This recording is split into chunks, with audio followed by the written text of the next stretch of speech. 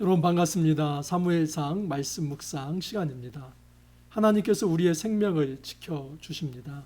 모든 생명에 대한 주권이 우리 하나님께 있습니다.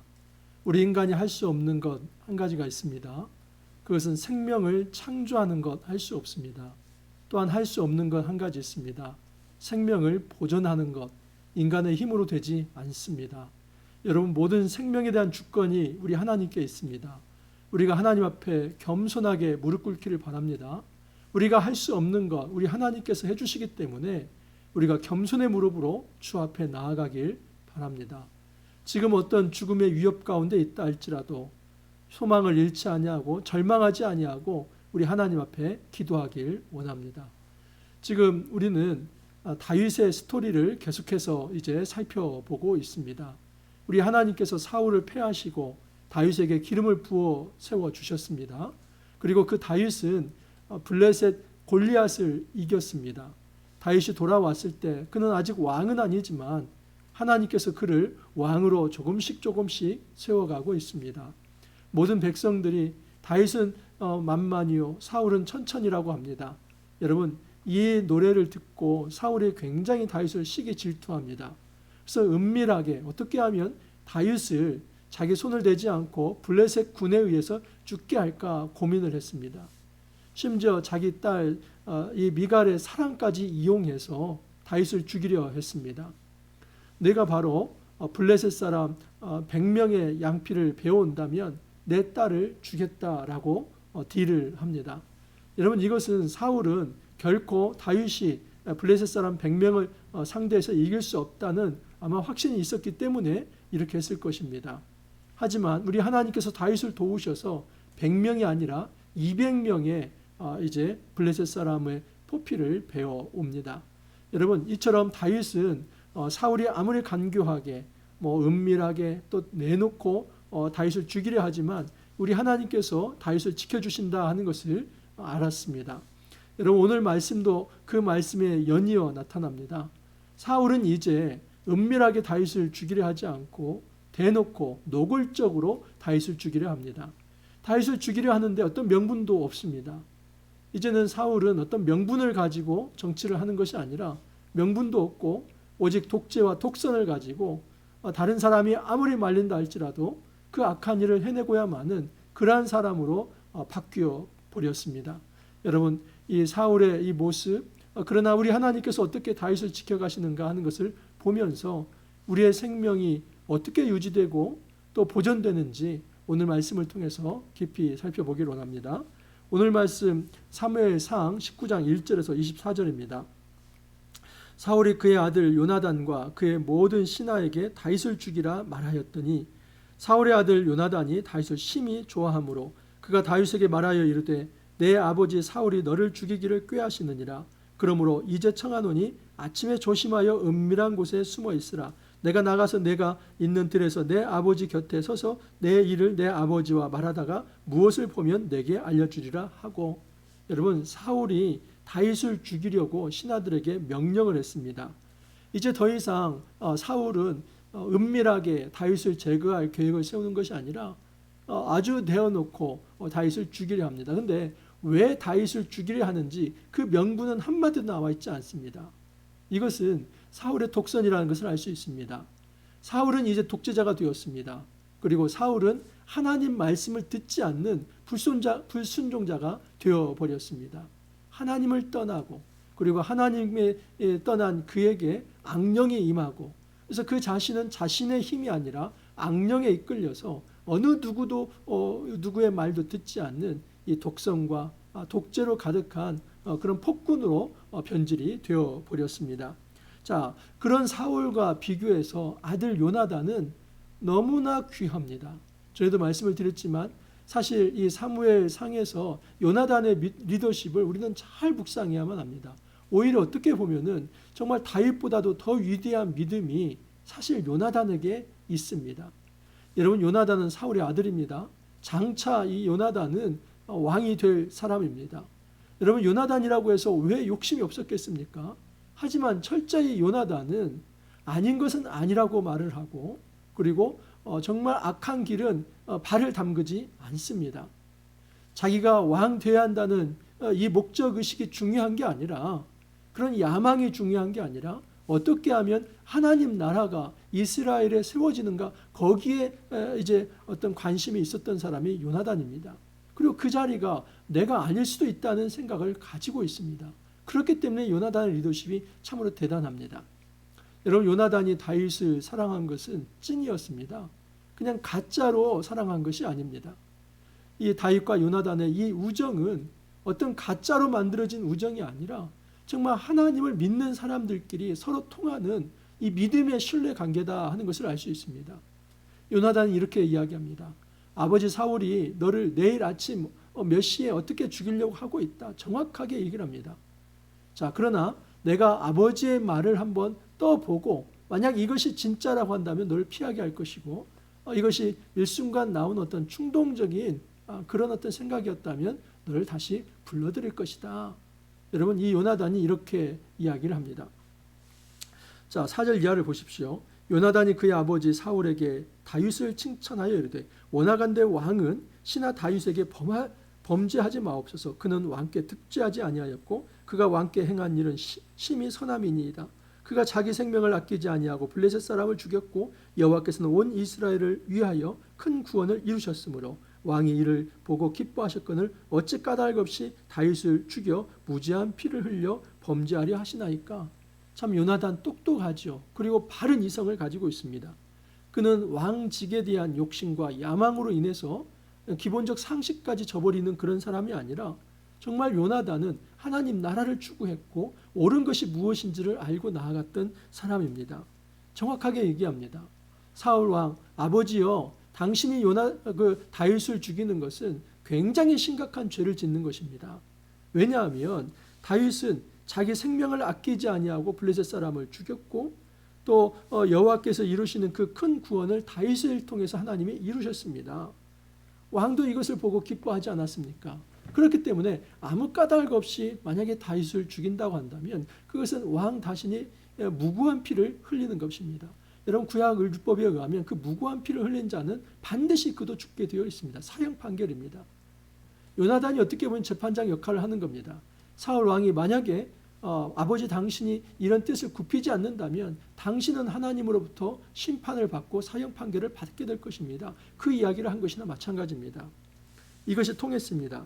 사울이 요나단의 말을 듣고 맹세하되 여호와께서 살아계심을 두고 맹세하거니와 그가 죽임을 당하지 아니하리라. 요나단이 다윗을 불러 그 모든 일을 그에게 알리고 요나단이 그를 사울에게 인도하니 그가 사울 앞에 전과 같이 있었더라. 여러분, 사울이 참 왔다 갔다 하는 사람입니다. 그가 한 일을 이제 돌아보고 성찰하면서 때로는 잘못했다고 이야기를 합니다. 자, 그런데 문제는 무엇이냐면 사울의 이 말이 이렇게 왔다 갔다 한다는 것입니다. 여러분, 무엇에 대한 증거인지 아십니까? 이것은 사울을 지금 악령이 지배하고 통제하고 있다 하는 것입니다. 그렇기 때문에 일관성이 없는 것입니다. 악령이 강력하게 지배할 때 나쁜 짓을 했다가 또 조금만 풀어지면은 내가 옛날에 잘못했네, 그렇게 또 회개했다가 다시 악령이 붙잡히면 다시 또 나쁜 짓을 했다가, 이렇게 해서 사울은 정말 불쌍한 사람입니다. 그는 왕이었지만 악령에 휘둘려서 이렇게 왔다 갔다 하고 있습니다. 요나단에게 얘기합니다. 그래, 내가 잘못했다. 그를 다시 불러와라. 요나단은 이것을 진정한 회개로 생각하고 다윗을 불러드립니다. 자, 그러나 여러분, 이런 사울의 회개 또 사울의 잘못의 인정은 진정성이 없고 오래 가지도 않습니다. 8절 이하를 보면 전쟁이 다시 있으므로 다윗이 나가서 블레셋 사람들과 싸워 그들이 크게 쳐 죽임에 그들이 그 앞에서 도망하니라. 사울이 손에 단창을 가지고 그의 집에 앉았을 때에 여호와께서 부리시는 악령이 사울에게 접하였으므로 다윗이 손으로 수금을 탈 때에 사울이 단창으로 다윗을 벽에 박으려 하였으나 그는 사울의 앞을 피하고 사울의 창은 벽에 박힌지라. 다윗이 그 밤에 도피하매. 여러분, 다윗이 블레셋과 싸워 이깁니다. 그런데 항상 다윗이 승리를 하고 또 형통하게 되면 그 다음에 어떤 결과가 나옵니까? 사울은 그 다윗을 죽이려 합니다. 그렇기 때문에 이 사울은 미쳐버린 것입니다. 미친 것입니다. 이게 제정신이 아닙니다.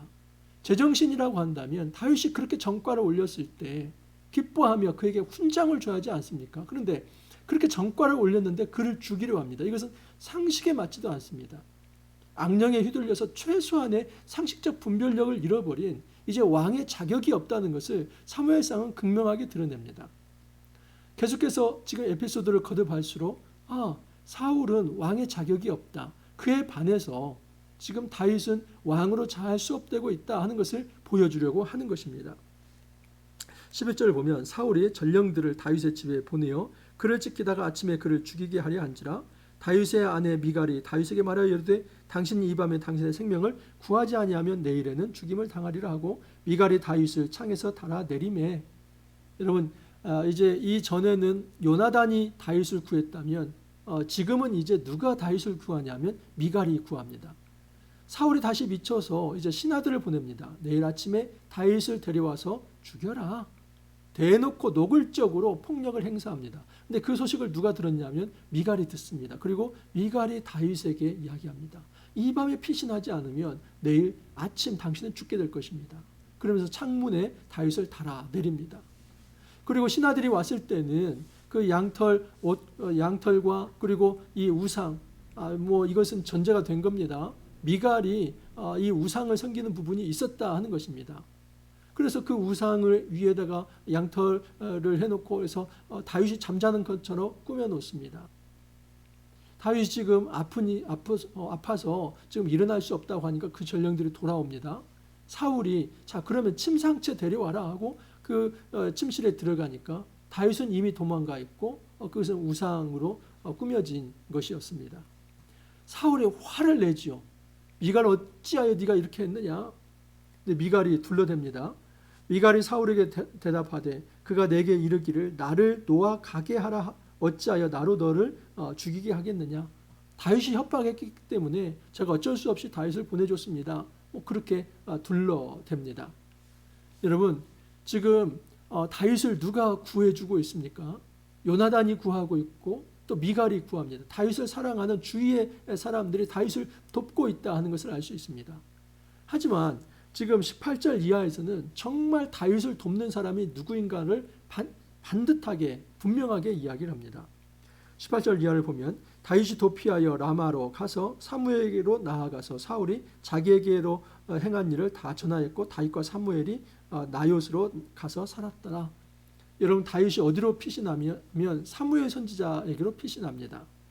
그런데 사울은 그 소식을 알고 그 라마에 이제 암살자들을 파송을 합니다. 그런데 첫 번째, 두 번째, 세 번째 암살자들을 파송할 때마다 그 신하들이 다 성령의 이제 임재를 체험하면서 예언을 하게 됩니다.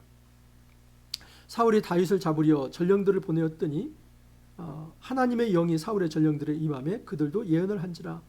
어떤 사람이 그들을 사울에게 알림해 사울이 다른 전령들을 보냈더니 그들도 예언을 했으며 사울이 세 번째 다시 전령들을 보냈더니 그들도 예언한지라. 여러분, 이것은 다윗을 누가 지킨다는 것을 알 수 있습니까? 성령께서 지키는 거죠. 다윗을 죽이려고 파송했던 모든 신하와 군사들이 거기에서 성령을 받아서 예언을 하고 있습니다. 참다 못해서 이제 사울이 직접 갑니다. 이에 사울도 라마로 가서 세구에 있는 큰 우물에 도착하여 물어 이르되 사무엘과 다윗이 어디 있느냐? 어떤 사람이 이르되 라마 나요스에 있나이다. 사울이 라마 나요스로 가니라. 하나님의 영이 그에게 또 임하시니 그가 라마 나요스에 이르기까지 걸어가며 예언을 하였으며 그가 또 그의 옷을 벗고 사무엘 앞에서 예언을 하며 하루 밤낮을 벗은 몸으로 누웠더라. 그러므로 속담에 이르기를 사울도 선지자 중에 있느냐 하니라. 급기야 이제 사울이 직접 다윗을 찾아 죽이려고 라마나요스에 갔습니다. 근데 이번에는 누가 이 성령의 임재를 체험합니까? 바로 사울이 성령을 받아서 그도 또한 예언을 합니다. 여러분, 그 예언의 내용이 무엇이냐? 그리고 정말 사울도 예언할 수 있냐? 이게 중요한 게 아니라 지금 이 다윗을 하나님께서 보호하신다는 겁니다. 사울이 다윗을 죽이려고 했을 때 요나단이 그를 보호했습니다. 그리고 미갈이 그를 보호합니다. 다윗은 운 좋게 살아났다고 생각할 수 있습니다. 아닙니다. 요나단의 마음을 움직였던 분도 하나님이고 미갈을 움직였던 분도 하나님입니다. 그 증거가 다윗을 죽이려고 할 때 그 죽이려고 했던 사람들에게 성령이 임하고 심지어 사울도 갔을 때 성령이 임합니다. 다윗을 이렇게 놓고 본 다음에 그 생명싸기 안에 이렇게 보호하시고 다른 사람들이 접근하지 못하도록 하나님께서 방어하신다 하는 것을 알 수 있습니다. 모든 생명의 근원이 우리 하나님께 있습니다. 이 죽음의 절박한 그림자 밑에서 신음하는 모든 백성들, 우리가 어떻게 하나님 앞에 나아가야 할까요? 무엇을 구해야 할까요?